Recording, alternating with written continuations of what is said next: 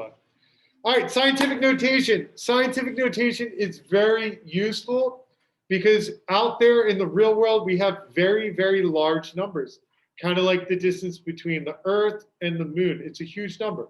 If we had to write it out all the time, it would take forever. Okay? Mr. O'Donnell, what grade are you in?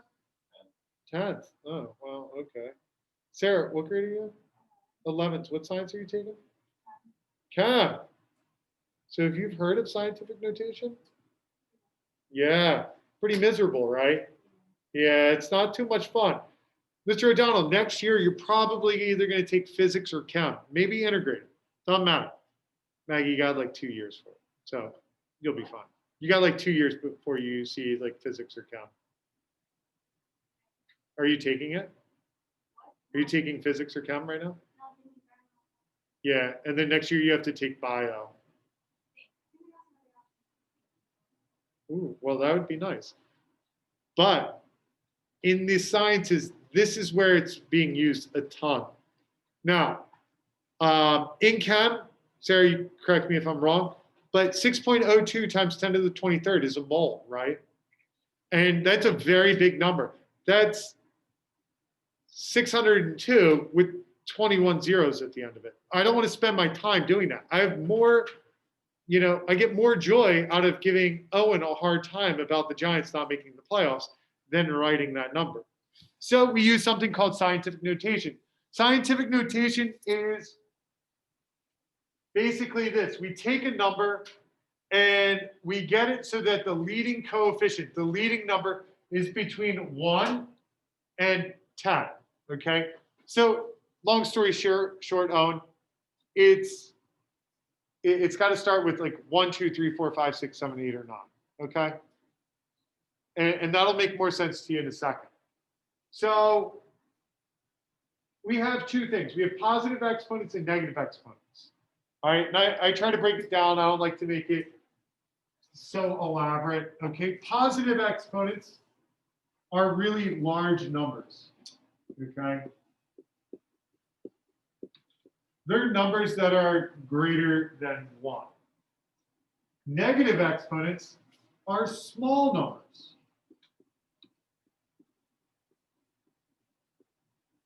They're like numbers less than 1. Yeah, we can have like negative scientific notation, but for me to simplify it to this point, I think it does it much better, okay? Now, there's another part to it, okay? And this is when taking numbers in scientific notation and putting them in, as we like to say, standard notation, okay? So this is the directions for taking it from scientific to standard. So when we have a positive exponent, we're going to move the decimal point to the right. And if it's a negative exponent, we're going to move decimal to the left. Now, Sarah, I'm oversimplifying this, correct? Okay. Do you remember this in chem? Like, not at all? Did you weep too when you had to go over it? Because I remember learning this and I hated it. Oh. Ooh. All right. So hopefully I can kind of give you guys a head start on this, okay? So it says write each number in scientific notation. So I like to think of it as, is it a big number or a small number? Owen, is 57,300,000 a big or small number? Pretty big number. Okay, it's the land area of the Earth. Who would have known? So here's how we take a number that's in standard form and put it in scientific notation. So I'm going to go ahead and write my number. So just watch and then I'll let you guys copy it down. So I have 57,300,000. And it's all about the decimal point. And the decimal point's at the end. So since it's a large number, I know I'm going to have a positive exponent. But The part that's the trickiest is getting it so that the leading coefficient is between 1 and 9. So what I do is I'm going to move this decimal point either to the left or to the right until I get that. So I am going to move it this way, to the left. 1, 2, 3, 4, 5, 6, 7. Now, why did I stop there? If I move the decimal point 6 places, I would have 57.3, and that's not between 1 and 9. But if I put the decimal point between the 5 and the 7, I now have 5.73. Do you see how that's between 1 and 9? Now, I have 5.73. And this is where the scientific notation comes into. Times 10 to the what power? Well, that power I know is going to be positive because Owen told me this was a large number. And that number is 1, 2, 3, 4, 5, 6, 7. Because that's how many times I moved the decimal point. Pretty straightforward, right? Little funky, but pretty straightforward. Now, Owen, why did I write this up here? Move the decimal point to the right. Well, remember, that's for taking something from scientific notation to standard. All right. In here, we're going from standard to scientific. So it's going to be a little backwards. Okay. But I wanted to give you both directions. If it's a large number, it's going to be a positive exponent. If it's small, it's going to be negative. Jagger, thickness of a soap bubble. I don't know how they measured it, but is that going to be a really big number or a really small number? Small. It's tiny. So what I do, Jagger, is I write that number out. 1, 2, 3, 4, 5, 6, and a 1. You see that? Now, I need to move my decimal point till I get that leading number between 1 and 9, essentially, okay? So there's my decimal, not between 1 and 9. Nope, nope, nope, nope. No, because remember, that's my leading coefficient. So I need to move it one more place. So it's 1.0. Okay? Times 10. And this is a small number. So it's going to be 1, 2, 3, 4, 5, 6, 7. So it's going to be negative 7. All right, there are 4 problems right here. 1, 2, 3, and 4. I would like you to try them.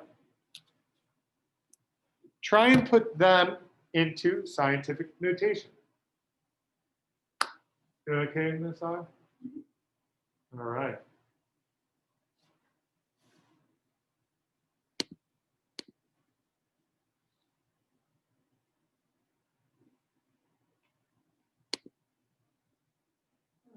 Be squinting. I'm squinting to see the zeros. Oh my gosh, I squint to see the zeros. It is pretty brutal.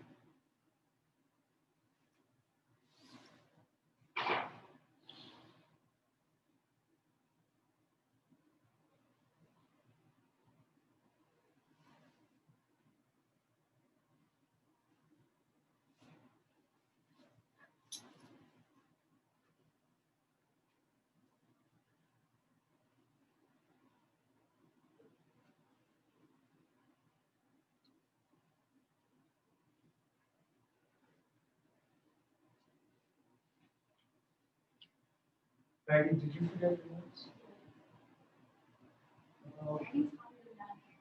Okay.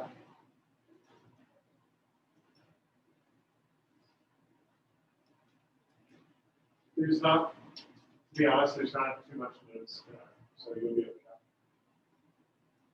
All right, should have been enough time. So we have 3.6 million, and I kind of gave you a hint there.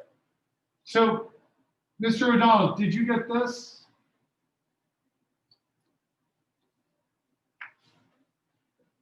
(3.6) times 10 to the 6th.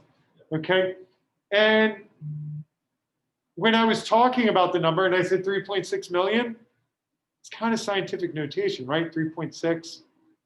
Okay. Miss Gregg?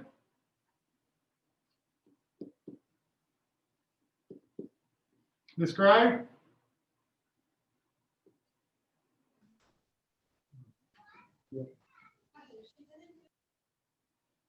You there? Unreal. Not talking. Yeah, unreal. Caitlin, did you get 4.762 times 10 to the second or 7 for number 2? Yes. Awesome. Sarah, did you get 3.1 times 10 to the 1, 2, 3, 4, -4? Yep. And 6.92, 1, 2, 3, 4, 5, 6, 7, 8, 9, 10, 11, 12. Oops, forgot the 10. Mr. Kitchen, did you get this? Yes. Awesome. Pretty easy, right? Now, let's get out our calculator. And that's how we convert from standard to scientific. But your calculator is a very cool thing if you know how to use it. So first things first, turn it on. Step number 1. Step number 2 is locate the mode button. All right, everybody find the mode button. Click it.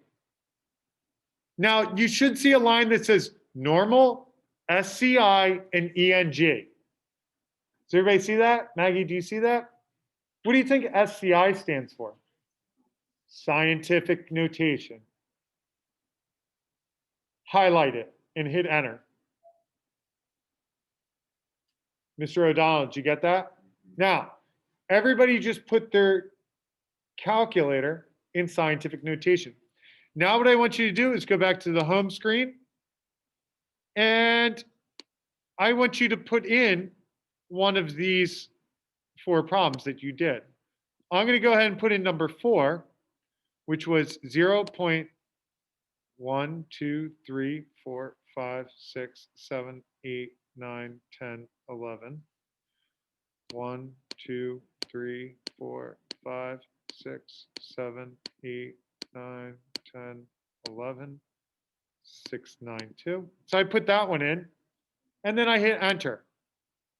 Ha, look at that. Spit out the answer, right? Now, what does the E represent? E represents times 10. And that number after the E is your exponent. And here's the thing, the reason why they chose E is this. Times 10, if you're a computer person, it's characters. My screen only has so many characters that I can fit across it. So what they do is they try to downsize it, all right? Because like the X is 1 character, the 1 is 1 character, the 0 is 1 character. So if I can abbreviate that with the letter E, that saves me 2 characters. So I can fit 2 more things in my answer. Okay, so E stands for times 10. Got it? Now, let's talk about how do I go from scientific notation to standard notation. Well, it's quite simple. The number of air sacs in the lungs is 3.5 times 10 to the 8th. I don't know why they would pick air sacs. It kind of sounds weird, okay? But I'm going to write out 3.5. Okay? You ready for this, Ellen? Now, 3.5 is where I'm going to be working from. This number, my exponent, it's positive, which means this number needs to be really large. And I told you, you're going to move it to the right. Question is, how many places? See how that's 8? 1, 2, 3, 4, 5, 6, 7, 8. What do you think I fill in right there? zeros. 1, 2, 3, 4, 5, 6, 7. So my answer is that. Done.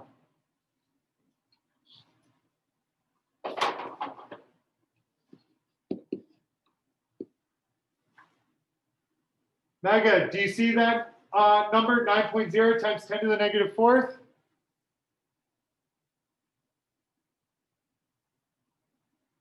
Awesome. Now that negative 4 tells me that it's going to be a small number. And I told you that if it was a negative exponent, we were moving the decimal place to the left. So I'm going to move it to the left. 1, 2, 3, 4. So my answer is 0.00090. You guys try writing it in standard notation.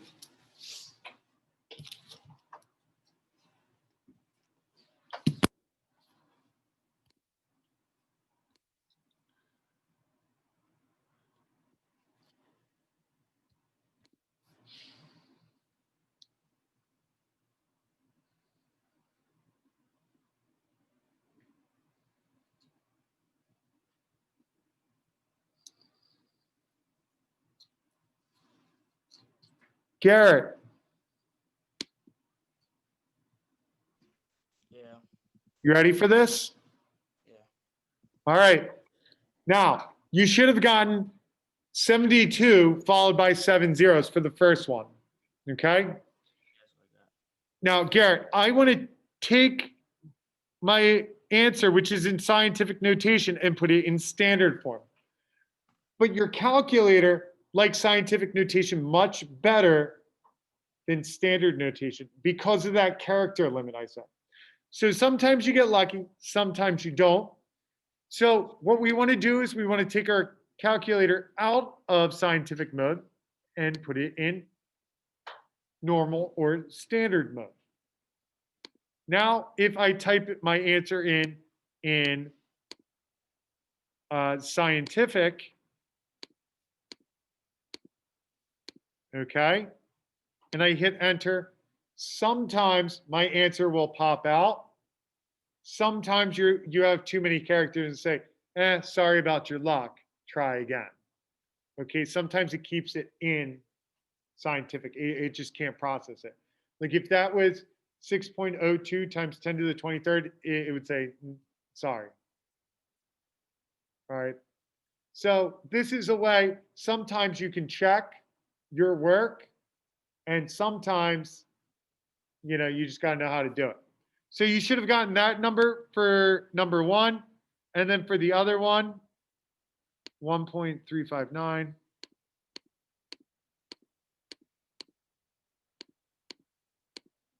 You should have gotten this. Oh, see what I mean? All right, didn't like it. So what it wants you to do is it would say, well, sorry about your luck. You got to do it by hand. So your answer would be 0 point, and then you would have 6 zeros followed by 1359. Sarah, are you okay with this so far? Not too ridiculous. All right, now it's about to get ridiculous. All right. So in science, your numbers are never going to be nice. Maybe I'm talking about the miles to the moon times the width of a light beam. I have no idea. I have no idea. Yeah, I'm making stuff up. Okay. So we have these random numbers here. And what I need to do is I need to compute it. Okay. So let's all try typing that in. Okay. Try typing that problem into your calculator. See what you got. Type in 3.45 billion times 0.000125 divided by 52 million times 0.000003. Go ahead, type it in. See what we got. Go ahead, Owen. You can do it. Oh, I don't know if it is. No, I don't know if it is.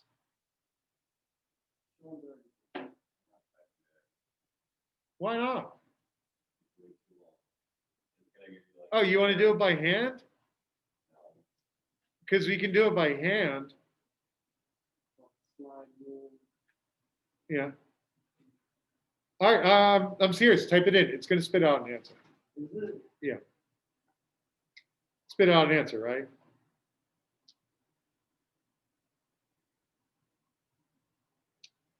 All right. 5. It's 0 point and then 5 zeros, I think. All right. Be mindful, it says use scientific notation, so make sure your calculator is in scientific mode and you're rounding it correctly.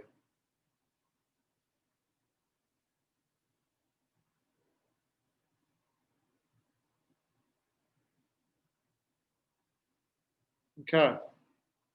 Now I heard a lot of grumbles and mumbles from Owen Steiner and Sean, because they were like, oh, that's a lot of stuff to do. So Sean, if you don't want to do it, here we go. Let's do it by hand. You ready? Okay. First off, you got to multiply those two things together. All right. And here's like, this is what it boils down to. Okay.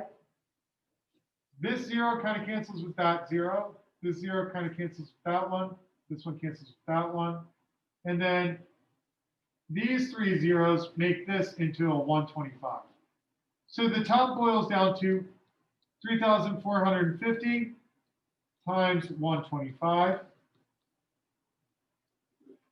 This 0 cancels with that one cancels with that one cancels with that one, that one, that one, that one, that one.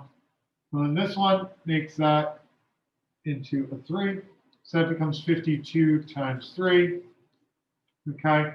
Now I can't necessarily do that in my head, but I know, right? It's fine, Owen. Let's see. Challenge accepted, Owen. 3 goes into this. 1, 1, 5, 0. And then 52. That's not divisible by 3. It's divisible by 4. So it's 4 and 13. So it's 4 going to that. No. So no, you got to use your calculator anyway. I am, Owen. But I also have to finish teaching this lesson by 1:30.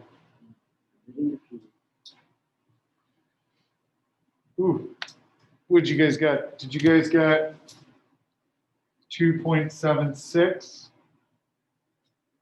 times 10 to the 1, 2, 3? Did we get that?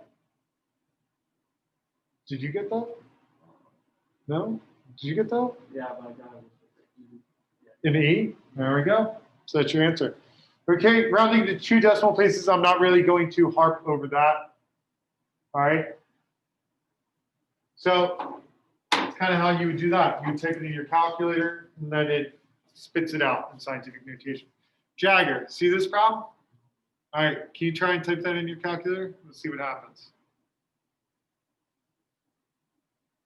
All right. I have so much fun. I love scientific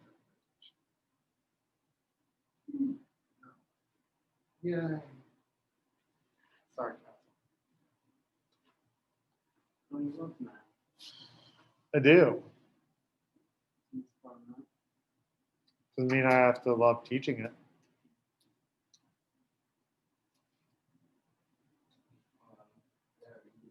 Yeah, really big number. All right, see, the problem with this is sometimes you get like error messages on your calculator. It'll say like error, too big, syntax, or something like that. So what we have to do is we kind of have to break it down into parts. So we do the 4, and the 2.58. So we're distributing that 4. So that becomes 2.58 to the 4th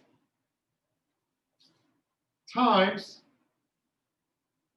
and distribute that. 10 to the 6th to the 4th is 10 to the 24th. You see that? We okay so far? Now, I need to figure out what 2.58 to the 4th is. No, this is not good. Sarah, can you type that in? 2.58 to the 4th? Like,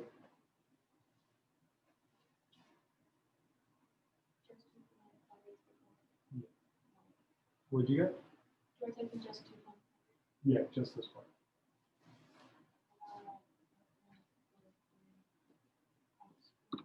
.43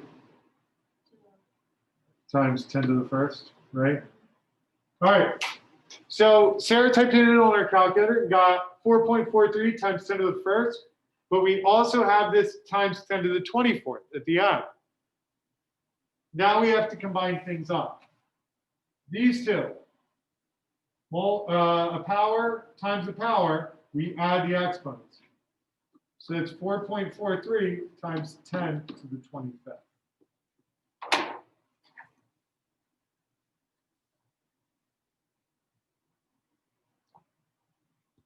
You guys okay with that? So far, so good? All right. Now let me zoom in on C.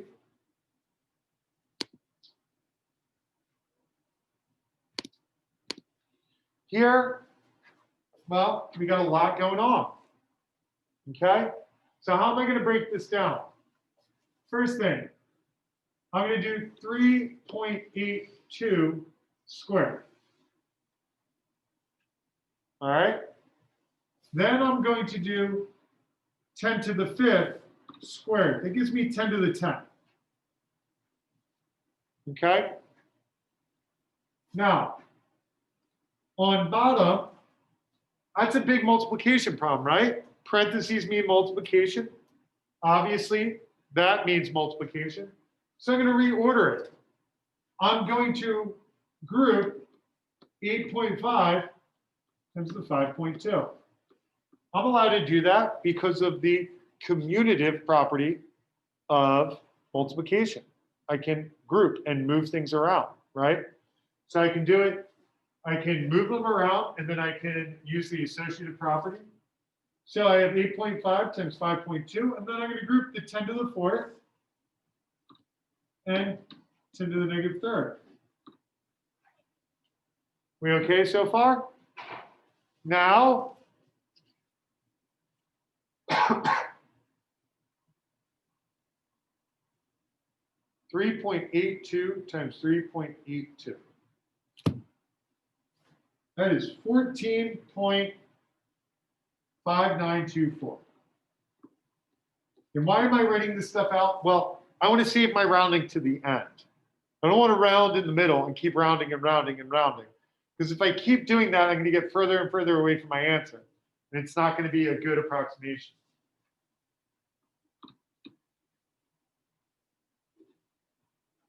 So I have 14.5924 times 10 to the 10th on top. On bottom, I do 8.5 times 5.2, and that gives me 44.2 times, now I'm going to multiply this out, 10 to the 4th times 10 to the negative 3rd is 10 to the 1st. Okay, now if you're not lost right now, you're about to be. So you got to pay attention. It gets weird, real weird. Okay? So just watch.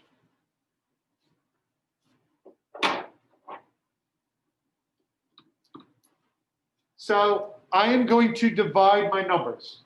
I think that's pretty easy to see that we're going to divide 14.5924 by 44.2. This gives me, and this is where I round, 0.33. Okay? When I divided those, I got 0.3301448. But my directions say rounded to 2 decimal places, so I am. 10 to the 10th over 10 to the 1st is 10 to the 9th. But here's the thing, Maggie, and this is why it's about to get weird. See how this is not in scientific notation? Look at that. It looks like it is, but 0.33 is not. The 0 is not between 1 and 9. I have to make it between 1 and 9. Okay? Now, I showed you the shortcut of putting it into your calculator, but here's what's going on. I need to move this one place to the right to make it bigger. But the problem is, it's a small number, right? So I have to, in order to make it bigger, I have to borrow 1 from the 9. So it's 3.3 times 10 to the 8th. Now, your calculator will do that. If you type that in your calculator, you will get something that's approximate to that, or really, really close. All right, I did it with the last class, and we got that exactly, okay? You guys okay with that? Now I have to talk about one thing, okay? With scientific notation comes this concept in science called significant digits. It's my worst enemy because it's all about rounding, and I hate rounding. Rounding stinks. That's why we missed Mars. When we built a spaceship, we sent a rocket to Mars, and we rounded because we were working with people in Europe, and they use radians and we use degrees, and they don't play nice together. So we rounded, and we missed Mars with like a multi-million-dollar spaceship. How do you miss a planet? Rounding. Hate rounding. All right. Anyway, we need to be aware of significant digits. Significant digits are pretty much telling us like how many places are we accurate to. So up here in the top, 3.82, that has 3 significant digits. The 3, the 8, and the 2. Okay, 3 significant digits. On bottom, 8.5, there are 2 significant digits. 2. 5.2, 2 significant digits. Meaning my answer has to only have 2 significant digits. That's why it's 3.3. Make sense? In the other problems, it's a little weirder because we have a lot of extra zeros, and zeros will make your life miserable. Any questions on this? Now, the web assign is up. I'm going to change the due date. Okay. Part 1 is still due Monday. You're not getting out of part 1. That needs to be done. I am here like all day tomorrow. Please stop in. Okay. I have meetings in the morning. So if you come in the morning, that's fine. I'll be able to help you out the best I can. I didn't make anything in the afternoon. I'm saving it. Okay. So meaning like that 12 to 1. Okay. And I'll stay later if need be. Now, is the next section, or 5.1 part 2, is that web assign difficult? The answer is no, it's not. Please check